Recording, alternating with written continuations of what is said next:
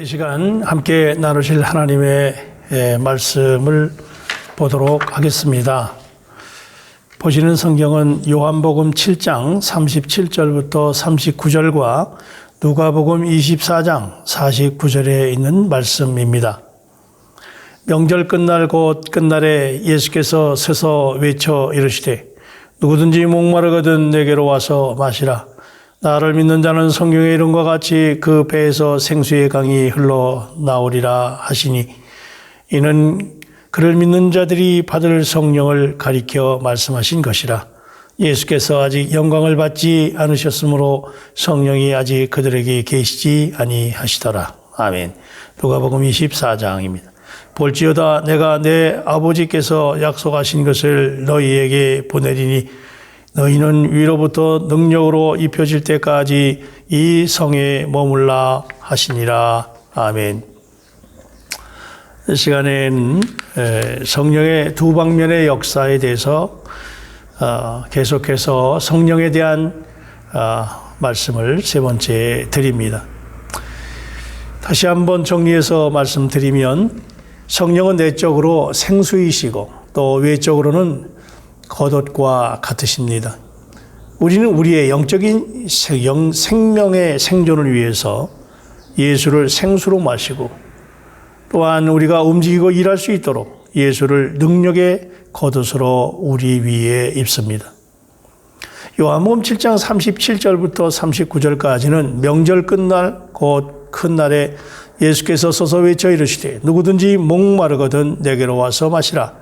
나를 믿는 자는 성경의 이름과 같이 그 배에서 생수의 강이 흘러나오리라 하시니 이는 그를 믿는 자들이 받을 성령을 가리켜 말씀하신 것이라고 말합니다. 우리가 영적으로 목이 마르면 예수께 나아가서 마실 수 있고 예수를 마시고 나면 예수는 우리의 갈증을 풀어주실 뿐 아니라 또한 우리에게서 생수의 강들로 흘러나오시도록 다른 사람들을 적시시고 그들의 갈증을 또한 풀어주십니다. 반면에 누가복음 24장 49절에서 주님은 볼지어다 내가 내 아버지께서 약속하신 것을 너희에게 보내리니 너희는 위로부터 능력으로 입혀질 때까지 이 성에 머물라 하시니라고 말씀하십니다. 이것은 외적인 것이고 옷을 입는 것에 비유할 수 있습니다. 엘리사는 엘리야의 겉옷을 받았고 그가 그 겉옷을 입자마자 엘리야의 영의 2배의 몫이 그에게 임했습니다. 이것이 능력의 영인 것입니다. 우리는 안으로 생수이신 그 영을 마셔야 하고 또한 밖으로는 겉옷이신 그 영을 입어야 합니다. 생수이신 그 영께서는 공기와 같으십니다. 한 면에서는 우리는 물을 마셔야 하고 다른 면에서 우리는 공기를 호흡해 드려야 합니다. 사람이 물 없이는 사흘 정도 살 수 있지만 공기가 없이는 3분 동안도 살 수 없습니다. 주님은 우리 안에 계신 생명 주시는 영이십니다. 그분은 우리의 생수이실 뿐 아니라 또한 살아있는 호흡, 곧 하늘에 속한 영적인 신성한 공기입니다. 따라서 우리는 날마다 순간마다 그분을 들여 마셔야 합니다. 요한복음 20장 22절에서 주 예수님은 제자들 안으로 숨을 내쉬시면서 성령을 받으라고 말씀하셨습니다. 어떻게 제자들이 성령을 받을 수 있습니까?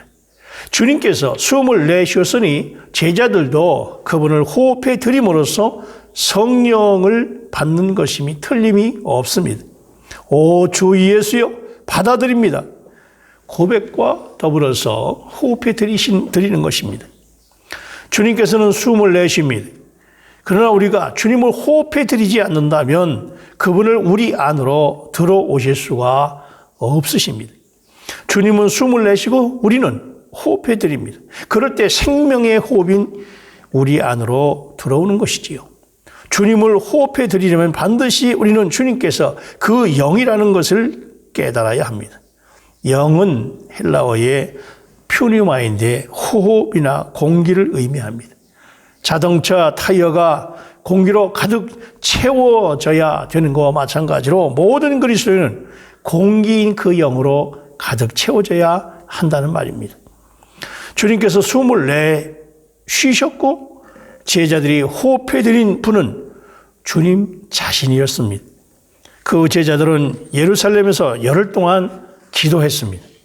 기도는 우리의 영적인 호흡입니다. 그리스도인들은 단 한순간마저도 기도하는 것을 멈출 수가 없습니다. 규칙적으로 기도하지 않는 그리스도인들은 문제들이 닥칠 때에 기도하게 될 것입니다. 이것은 당연한 일이지만 일반적이고 자연스러운 방식으로 기도하는 것으로는 충분하지 않습니다. 우리는 특별하고 집중된 기도를 해야 합니다. 우리의 존재에 깊이 주님께 우리는 열어드려야 하고 전심전력으로 기도하는 호흡을 날마다 실행할 필요가 있다는 말이지요. 우리가 이렇게 기도할 때 주님은 오셔서 우리를 장비시켜 주시고 사용하시고 그 위에 바람을 불게 하실 것입니다. 이 위대한 바람이 우리 위에 불어올 때에 우리는 외적인 능력의 영을 받을 것입니다. 그러면 우리는 어떻게 내적으로 충만해질 수 있습니까? 에베소서 3장 16절에 말씀하십니다. 그의 영광의 풍성함을 따라 그의 성령으로 말미암아 너의 속사람을 능력으로 강건하게 하시오며. 속사람은 우리의 거듭난 영이지요. 우리가 영이 거듭났다고 하는 것은 단지 살아난 것만이 아니라 또한 생명이신 주님을 받아들인 것입니다. 주님께서 우리 영 안에서 생명이시기 때문에 우리의 영은 하나의 인격이 된 것이지요. 우리가 구원받기 전에 우리의 영은 단지 하나의 기관에 불과했을 뿐 아니라 죽어 있었다고 에베소서 2장에 말씀하고 있지요.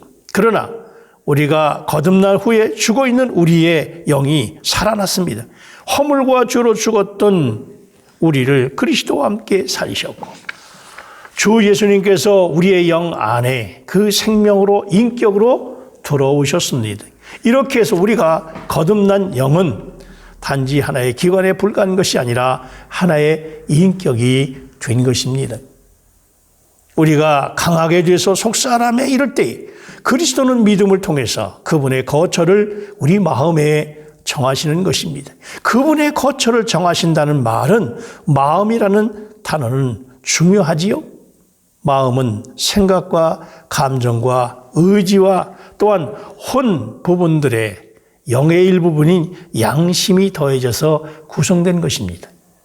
우리의 영이 강하게 되면 그리스도께서 우리의 혼을 포함한 마음을 점유하시고 따라서 그분의 거처를 우리 마음에 정하실 것입니다. 이것이 내적으로 충만하게 되는 것입니다. 주님은 여러분 안에 우리 안에 얼마나 많은 여지를 얻으셨습니까? 우리는 주님께서 우리의 생각, 감정, 의지를 점유하시는 것을 어렵게 합니다. 다만 그 정도뿐 아니라 그분은 심지어 우리의 영을 채우실 길조차 얻지 못하고 계실지도 모르겠습니다. 그러므로 우리는 하나님께서 그분의 영을 통해서 능력으로 우리를 강하게 하셔서 속사람에 이르게 해주시기를 기도해야 합니다. 주 예수여, 영을, 마음을 점유하여 주옵소서. 그 결과 그리스도께서 기회를 얻으셔서 우리의 영에서부터 확산되심으로 말미암아 우리의 생각을 적셔주시고 우리의 감정을 점유해 주시고 우리의 의지를 얻으심으로 말미암아 궁극적으로 우리의 전 존재의 존재 전체를 가득 채우시도록 해드려야 합니다. 이것이 주님께서 우리 마음에 우리의 거처를 정하심으로 말미암아 우리의 온 존재가 그분으로 충만해지는 길입니다. 그러므로 말미암아 우리의 삶의 여정 속에서 그리스도를 사는 것이고 그리스도가 표현되는 것이지요. 말씀을 기도로 읽는 것은 우리의 영을 열어줍니다. 또한 우리가 말씀을 기도로 읽을 때 주님은 우리의 영을 내적으로 강하게 하셔서 우리의 영을 점유해 주시고 우리의 영으로부터 확산되십니다. 말씀을 기도로 읽고 우리의 영을 열면 열수록 주님은 우리 안에서 더욱 더 확산되십니다. 주님은 우리의 영뿐 아니라 우리의 생각, 감정, 의지를 점유하시기를 갈망하십니다. 이렇게 해서 우리의 온 존재가 주님께 점유될 것이고 우리는 내적으로 주님으로 충만하게 될 것입니다. 이것이 성령의 내적 충만입니다. 갈라디아서 5장도 내적으로 충만하게 되기를 된 그 결과를 말하지요. 16절에 보면 5장 16절에 보면 갈라디아서 내가 이르노니 너희는 성령을 따라 행하라. 그리하면 육체의 욕심을 이루지 아니하리라. 육체의 소욕은 성령을 거스리고 성령의 육체를 거스리나니 이 둘이 서로 대적하므로 너희가 원하는 것을 하지 못하게 하려 함이니라. 너희가 만일 성령의 인도하시는 바가 되면 율법 아래 있지 아니하리라고 말씀하십니다. 그 다음으로 22절부터 24절까지 오직 성령의 열매는 사랑과 희락과 화평과 오래 참과 자비와 양성과 충성과 온유와 절제니 이 같은 것을 금지할 법이 없느니라. 그리스도 예수의 사람들은 육체와 함께 그 정욕과 탐심을 십자가에 못 박았느니라고 말씀합니다. 이 구절들을 통해서 우리는 내적으로 그 영으로 충만하게 되는 길이 십자가를 취하여 우리의 육체를 처리하는 것임을 알 수 있습니다. 육체는 욕망을 일으켜서 그 영을 거스리고 그 영은 육체를 거스립니다. 이 둘 사이에 십자가가 있습니다. 육체는 반드시 십자가로 처리를 받아야 하고 그럴 때 성령으로 채워질 여지가 있게 되는 것입니다. 우리가 주님께 열어드리고 그분께서 강하게 하시고 우리 속사람 안에 여지를 얻으시도록 해드릴 때에 육체와 그 영은 우리 안에서 서로 거스릅니다. 우리의 육체, 그 자아는 결코 굴복하지 않기 때문에 우리 안에서 분쟁이 일어납니다.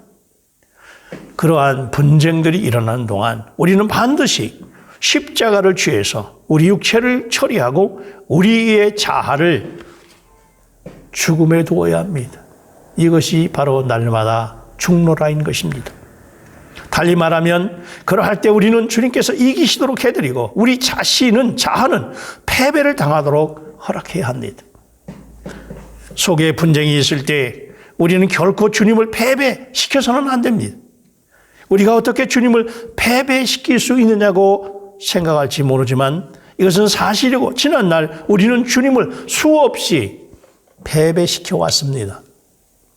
체험면에서 볼 때 우리는 종종 주님보다 더 강합니다. 육체 자아가 강합니다. 신앙생활, 공동체의 생활 문제는 무엇입니까? 바로 이 자아의 강함입니다. 그렇지만 주님을 패배시키는 것은 결코 축복이 아닙니다. 우리 자아에 속한 어떤 승리가 있다면 그것은 참으로 손실입니다. 오로지 우리가 자아가 패배될 때만 우리는 축복을 받을 수 있습니다. 이 때문에 우리에게 십자가가 필요한 것입니다.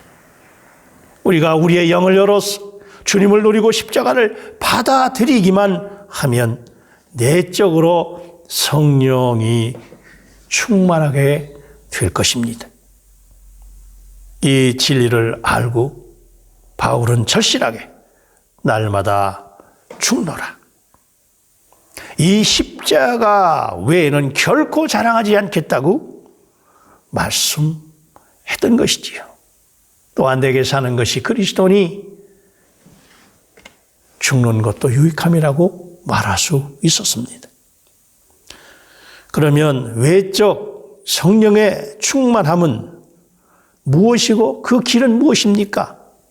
이 문제에 관한 성경의 가르침은 간단하지 않고 성령의 외적 충만은 성령 안에서 세례를 받는 것과 관련이 있지요. 사도행전 1장 5절은 요한은 물로 세례를 베풀었으나 너희는 몇 날이 못되어 성령으로 세례를 받으리라 말합니다. 8절은 오직 성령이 너에게 임하시면 너희가 권능을 받고 예루살렘과 온 유대와 사마리아 땅끝까지 이르러 내 증인이 되리라고 말씀하십니다. 이 두 구절은 성령 안에 세례를 받는 것이 성령께서 사람 위에 임하시는 것과 관련되어 있다는 것을 보여줍니다. 성령께서 각 사람 위에 임하셔서 사람이 능력을 받게 될 때 그는 그의 성령의 세례를 체험합니다. 달리 말하면 성령 안에 세례를 받게 됩니다. 그러므로 성령 안에 세례를 받는 것은 생명을 위한 것이 아니라 능력을 위한 것이지요. 안에 계신 성령은 생명을 위한 분이고 바깥에 계신 성령은 능력을 위한 분입니다. 성령 안에 세례를 받는 것은 성령께서 우리 안에 들어오시는 것이 아니라 성령께서 우리 위에 임하시는 것입니다. 성령 안에 세례를 받는 것은 성령을 내적으로 받아들인 것이 아니라 성령을 외적으로 체험한다는 말입니다. 사도행전 2장 1절부터 4절까지 오순절에 유대인 믿는 이들에게 성령이 부어진 것을 말씀하고 11장과 15절과 16절은 이방인이 믿는 이들의 이 고넬료의 집에서 성령 안에 세례를 받는 것에 대해서 말하고 있습니다. 이 두 사건을 통해서 유대인 믿는 이들과 이방인 믿는 이들이 성령 안에 세례를 받았습니다. 성령 안에 세례를 받았다고 하는 것은 성령 안으로 넣어졌다는 말입니다. 고린도서 12장 13절에 바울은 우리가 유대인이나 헬라인이나 종이나 자유인이나 다 한 성령으로 세례를 받아 한 몸이 되었고 또 다 한 성령을 마시게 하셨느니라 말합니다. 그러므로 성령의 세례는 이미 성취된 사실입니다. 그것은 주 예수님께서 십자가에 못 박히신 것이 성취된 사실인 것과 똑같습니다. 오늘날 우리가 십자가를 체험하고자 한다면 주 예수님께서 다시 십자가에 못 박히실 필요가 없으십니다. 다만 그것을 받아들이기만 하면 된다는 말입니다. 로마서 6장에 보면 뭐를 그리스도 예수와 합하여 세례를 받은 우리는 그의 죽으심과 합하여 세례를 받은 줄 알지 못하느냐. 그러므로 우리가 그의 죽으심과 합하여 세례를 받음으로 그와 함께 장사되었나니 이는 아버지의 영광으로 말미암아 그리스도를 죽은 자 가운데에서 살리신 것 같이 우리 또한 새 생명 가운데 행하려 함이라고 말씀합니다. 만일 우리가 그의 죽으심과 같은 모양으로 연합한 자가 되었으면 또한 그의 부활과 같은 모양으로 연합한 자가 되리라고 말씀하고 있습니다. 같은 원칙으로 성령의 세례의 머리이신 그리스도께서 그분의 몸을 위해서 성취하신 사실입니다. 그것을 체험하기 위해서 우리가 단지 그 사실을 받아들이기만 하면 되는 것이지요. 이와 같이 너희도 너희 자신에 대하여 죽은 자여 그리스도 예수 안에서 하나님께 대하여는 살아있는 자로 여길지어다. 성령의 세례는 오순절 날과 고넬료의 집에서 2000년 전에 그리스도의 몸 위에 성취되었다는 사실을 우리는 성경을 통해서 그리고 지금 믿고 있습니다. 안으로는 그리스도를 호흡해드림으로 내적으로 생명이 충만해지고 늘 주 예수 그리스도 안에 살아서 우리 위에 임하여 계시는 그리스도로 옷 입고 능력을 받음으로 말미암아 이 세상에서 혼탁한 이 세상에서 삶에서 날마다 어떤 상황을 만나든지 이고 승리하는 저와 여러분 되시기를 주의 이름으로 축원합니다. 사랑과 은혜가 충만하신 아버지 하나님, 이 성령 강림 주일에 다시 한번 하나님의 놀라운 능력으로 임함으로 말미암아 우리가 하나님 앞에서 권세 있는 삶을 살아갈 수 있도록 주님 도와주시고 내적으로 예수 생명이 충만하여 날마다 예수를 살아내는 성령의 열매를 맺어내는 그리스도를 살아내는 그러한 삶으로 말미암아 이 혼탁한 세대에서 참 그리스도인으로 살아갈 수 있도록 그리하여 예수가 이 땅에 편만해지는 은혜가 있도록 축복하여 주옵소서. 예수님의 이름으로 기도합나이다. 아멘.